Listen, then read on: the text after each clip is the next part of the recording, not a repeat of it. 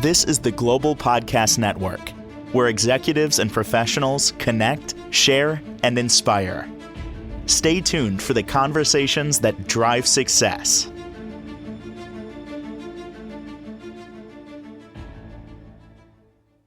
And welcome back, everybody. I've said this before. I am going to say it again. We have things from our past, mostly our childhood, that we need to heal from. You may not even be aware of it. It's holding you back. How can you do that? Reclaim the person you were meant to be or were. Find your purpose, maybe unleash those gifts that you were given, and just feel so much better. When I tell you the secret, you're going to say, really, Steve, come on. It can't be that easy. It's called breathwork. Yes, intentionally breathing. We're going to talk with somebody today who practices that. She practices somatic breathwork, and she's also, along with a practitioner there, massage therapist, and she's the owner of Heart and Soul Breathwork.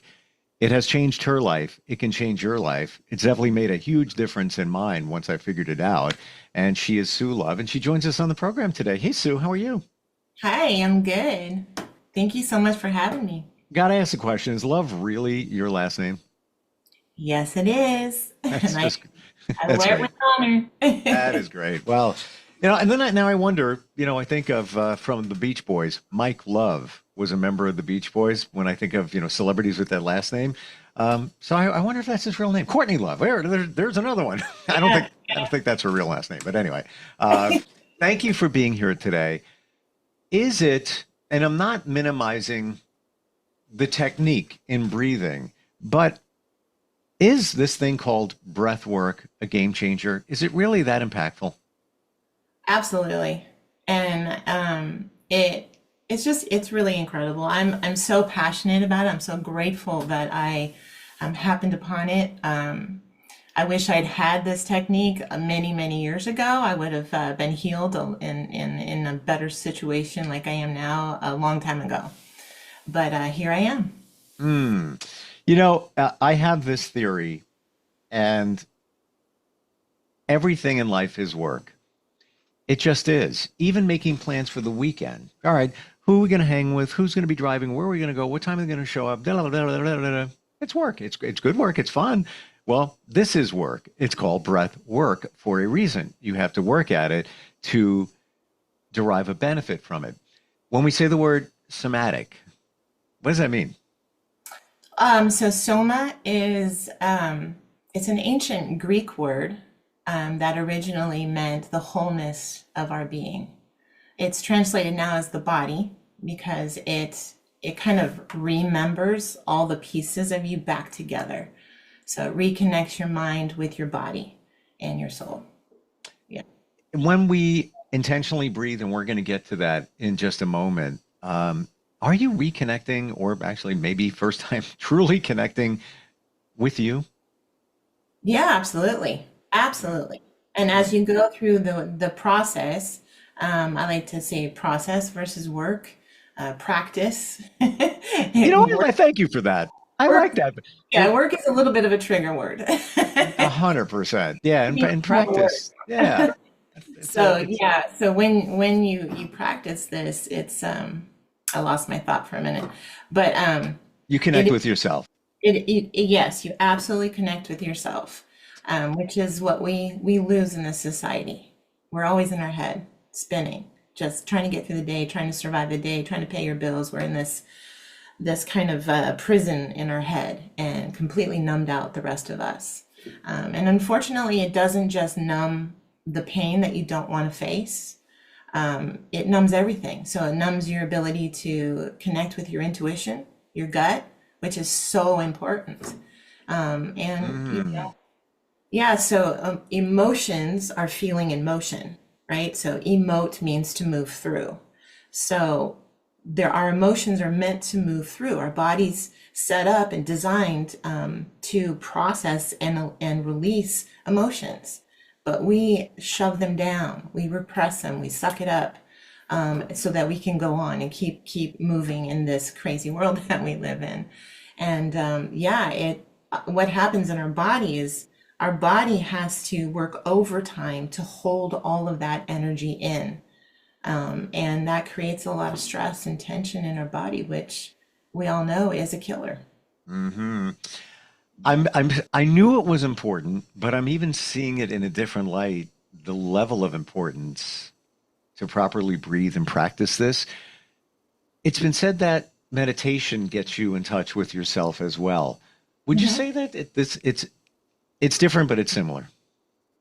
Yeah, it's actually part of the session. When you have a session with me, we do a grounding meditation. There's a somatic daily practice, which is a meditation that connects you to your body, helps you to focus in on whatever's going on. Maybe you have some pain in your body. And then you look at, what are the emotions around that? What's the story about it? Right? So you see the whole picture and how it's all connected. And so it grounds you in, and then you can learn to do the breath work that really actually is the innate intelligence of our own body that we have forgotten because it's been shut off for so long. Mm. Before we go deeper into it, you have a very interesting and impactful story. Can you take us along that journey and how the practice of breathing, leave the word workout, how that made a profound change in your life? Okay, I'll try to put it into a nutshell. My life is quite a story. But so I was born into a religious cult. My parents were very deeply involved in. My home life was very abusive. And at 22, I married an older man who was also in the cult and abusive. It took me 8 years to get up the courage to leave, take my kids and go. And of course, because it's all I knew, I got right into another chapter of the same book, into another dysfunctional, abusive relationship. However, a year into that relationship, I had an aha moment one day, and I realized that the cult had been built on nothing but lies. And being in that cult, they call it being in the truth. And I saw very clearly that there was no truth to be had there.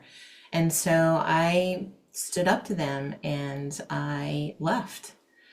And I also 5 years later walked away from the relationship and everything unhealthy in my life, which led to me hitting rock bottom. I had no money, no car, no food. I had lost my job. I was about to lose my home. And I mean, I would knock on neighbors that I didn't know door and ask if I could eat with them. That's how desperate I was. When I look back on that time in my life, I feel like I was in a fetal position on the floor, crying my eyes out until one day I got angry. And that anger got me up off the floor. Wow. And I felt like, okay, I need to find a new spiritual community that can support me and give me some resources to help me transform myself and my life. So I wrote some things down I needed to let go of, and I lit it on fire. I put my shoes on and started walking. And I knew there was a spiritual center about an hour's walk from my house, and that's where I ended up. And it completely changed my life. It provided me an opportunity to come out at 47. And I made some new friends and ended up moving to another town into a gay community. And I was able to experience an incredible amount of healing in that beautiful time in my life in that community. When a person goes through a lot of trauma like I have, and you're unable to release it and heal all that emotional pain, rage builds up inside like a pressure cooker. Mm. When I look back at my past, there were so many times when I needed a safe, compassionate place to go where I could just scream it out, cry it out, get it out, and be supported. And I never had that. And it got to the point where I wanted to hurt myself. There were many times when I just wanted to die. Um, I've had to work through an extreme amount of trauma, mostly on my own. Um, And now that I'm on the other side of it all, would I want to go through it again? Absolutely not. But I don't regret any of it because it taught me so much about myself and who I am. And it led me here to do this incredible work. And now I have the incredible honor of providing that and creating that space for others. And to me, there's absolutely no greater joy than that. Thank you for sharing that. What a journey. And, I'm going to guess this, 10, 15 years ago, what we're talking about here, where your life needed to change. You had the courage, or maybe the foresight, maybe the intuition to walk away, literally walk away. Yeah. Was it at that center you went to where that's where these new things presented themselves to you, like somatic breathing? No, not at that time. No. It was so much when you grew up in a cult, your whole life, everything that you think. I had a moment one day when I realized that everything that I thought, every opinion I thought I had, everything in my head was put there by someone else who had been brainwashed. And so I had to completely delete everything, just delete everything. And I just kind of was silent for a while. And when I realized that, I was like, okay, I want to have my own experiences. I want to make my own choices. I want to build my own belief system. And that spiritual center that I went to was all about science of mind and law of attraction and all these new ideas that I didn't know existed, and really opened my life, my mind to where it led me to here, where I'm at today. Amazing. The way that I got into it, though, is I became a massage therapist eventually. And that was really beautiful. But one day at work, a coworker came around a corner really fast and slammed into me, which catapulted me to the cement floor on my right shoulder, fractured the head of my humerus in 3 places, and I slid into a wall, which severely dislocated it. So in one fell swoop, I lost my shoulder and my career. And then 11 months into healing from that, I slipped on ice and fell and broke my other shoulder. And You can't make this up. I know, right? Can't make this up. My gosh. And, maybe somebody suggested that, maybe it was because I was carrying the world on my shoulders for so many years. And finally, it's like, okay, they're broke now. You have to let go. Yeah, And you were broken in many yeah, ways, and I don't mean that. I don't mean that in a. We're all broken. yeah. But wow, and maybe you were more brittle. Yeah, it led me to somatic breath work. So, maybe there's something there. Is there a way for you to share an example how the breath? Because I don't even know. I know that breathing is important. I hear all different things, and this is not the type of breath work that you practice. But or maybe it is. But the 3, 4, 3. I get them all confused. I just hear pieces of things like the exhale is so important because you are purging what's inside, negative Right. energy, whatever it may be. But that's all I got for you. That's all I know. So, so here it is. Video once. I think it was in the class that I took to become a somatic breathwork practitioner, but it's of an antelope who's grazing with in the fields, and its nervous system picks up on a threat. There's a lion coming to hunt him. So in that moment, the nervous system kicks in and triggers the trauma response, which is the sympathetic nervous system. So the first part of that is fight or flight, right? So if you can't fight, then you flee. And so you see the antelope look and then flee. And so what's the first thing that happens in your body when that trauma response gets triggered? You breathe, right? Right? So you breathe, your adrenaline kicks in and gives you the strength to move. And so it runs, and then the lion's overtaking the antelope. So now the next part of the trauma response is play dead, right? To freeze. So what happens that the nervous system is so intelligent that it will actually take your heart rate down so low that it can't be detected. Now, a predator doesn't eat dead things; they eat live things. So when they don't hear the heartbeat, they leave. So as soon as that threat is gone, you see the animal come back to life and start breathing. And then it starts shaking. Now that's where we would shake and we would cry. That's the release, releasing all of that trauma, that thing that happened out of your body. And then the slow breathing comes in through the nose, long exhales. And that breathing brings you back down into the parasympathetic, which is the calm state. And you see the antelope pop up and start eating like nothing ever happened. Now, I've used this when something traumatic happened, and within 5 minutes, it was gone. Like it, normally it would hang on, I'd relive it, I'd talk about it, it would hang around and it would be going through my head every time I passed by the place where it happened or whatever. No, it was gone. And that's what our body's supposed to do. So in a session with me with the somatic breath work, I take you the first half through that heavy breathing to ignite your nervous system, which will cause things to get triggered and come up for you that you need to release. And then the second half is the slow breathing, bringing you back down into the parasympathetic.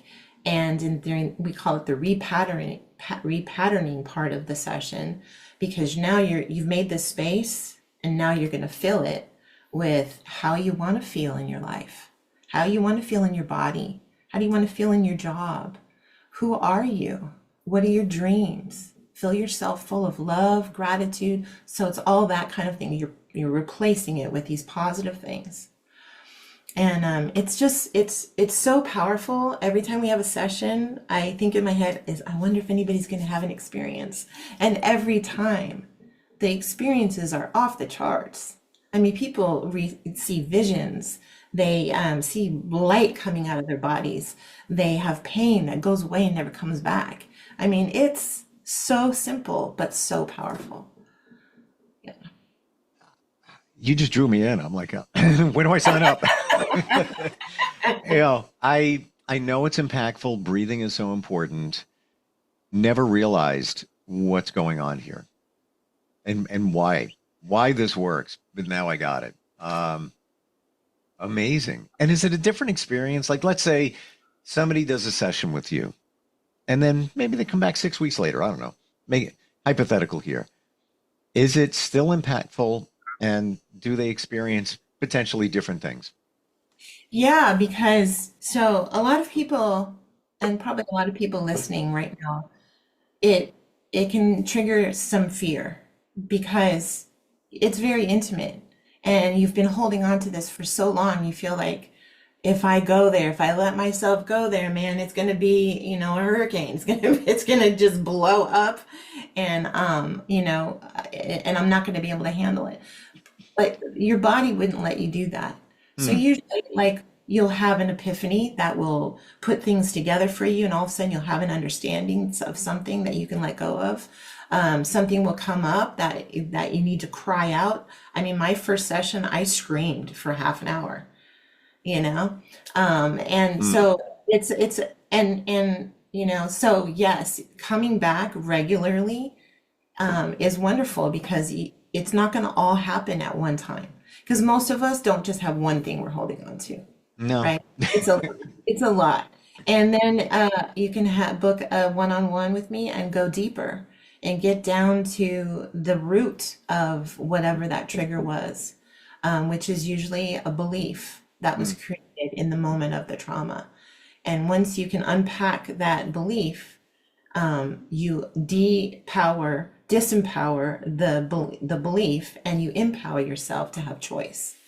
So When you go deeper, does somebody have to share things with you? I mean, sometimes it gets a little personal. Are they also talking about it to talk through it?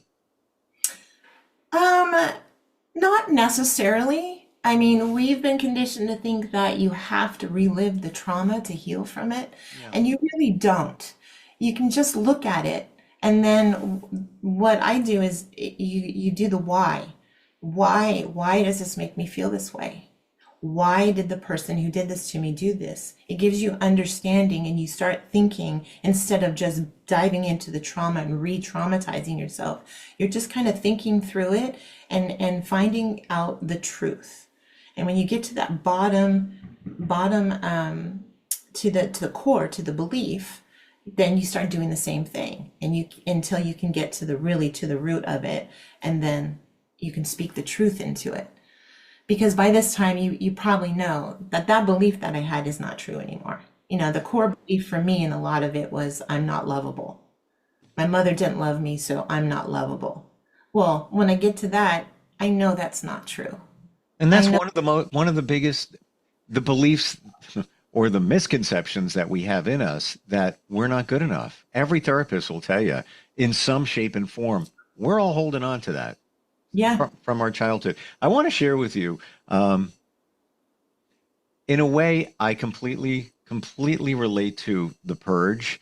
I did a retreat a little more than a year ago. And one of the exercises, and I flew halfway across the country, had no idea. Actually, I thought it was a cult, to be honest with you. It wasn't.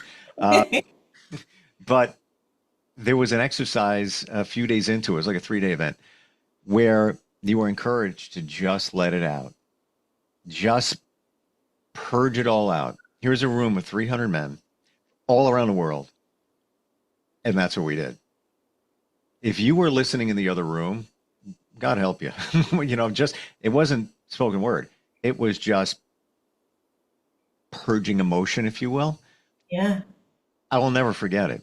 I will never forget it. I will never forget the look at somebody else's face because I wasn't really sure if I want to do this, and I'm just walking around. It's a dark room, and there's other people, letting go. And I look at one person, and he looks at me. He's like, you need to. Yeah, with his eyes, and I did, and it was impactful, sort of like what you just explained, because we're carrying it. We're carrying it for decades. We might not even know the degree of what we're carrying, right? Yeah, I had a friend who said, yeah, she had done a session with somebody, and she said, I cried through the whole thing, and I don't even know why. And I looked at her and I said, how long were you a police officer? She's like, I don't know. She said like 30 years. I'm like, there you go. That's how powerful, how we shove it down to the point where we don't even know it's there anymore until Yeah. we let it go. And then we're like, oh my God, I had no idea. I felt so crappy. Mm. She had 30 years every day on the job.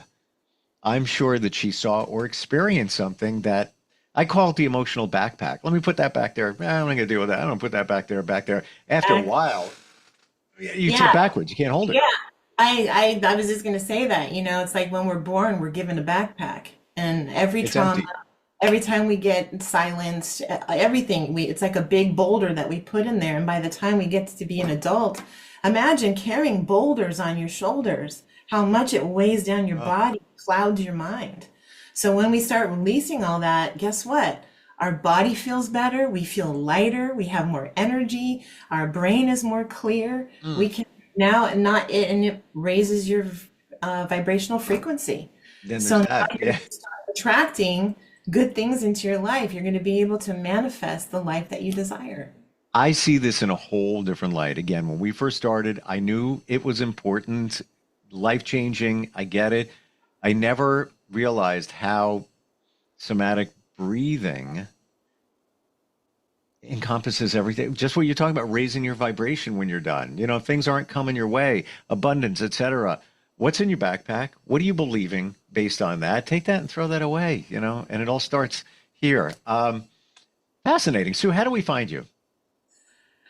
Um, I think the best way is to text me at 408-582-4858, or you can email me at sbwsue62@gmail.com.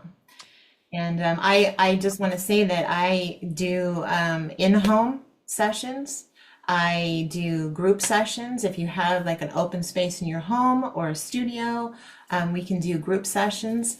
The sound healing, I don't know if I said this, but I teamed up with a good friend who's a sound healer. She's incredible. And together, whew, it is so powerful. It is amazing. And we'd also love to be part of wellness retreats. You know, anybody needs some somatic breath work and some powerful healing in your retreat, give me a call. How interesting. I went to California for that retreat that I just explained. And you're in California. Is it Hidden Valley Lake? Yeah, Lake County. I also serve the San Francisco Bay Area and Sonoma County, Napa County. Yeah, and Wow. we're willing to travel. Can this be done virtually as well? Yes, I Beautiful. can do it on Zoom as well. Again, I knew the importance. There wasn't a second there that I didn't really put importance on this, but after you told your story, Sue, like you're on my pedestal. Aw. You're on my healing pedestal. Oh my gosh. Like and it'd be, it would be impactful if that was like 40 years ago. No, like 15, 10, whatever. Whoa. It's amazing. Just amazing. Thank you for sharing today. Really appreciate it. Once again, your website, what's that? I'm sorry, it's very long. It's Heart and Soul Somatic Breathwork .my.canva.site. Just give us your phone number again. I know.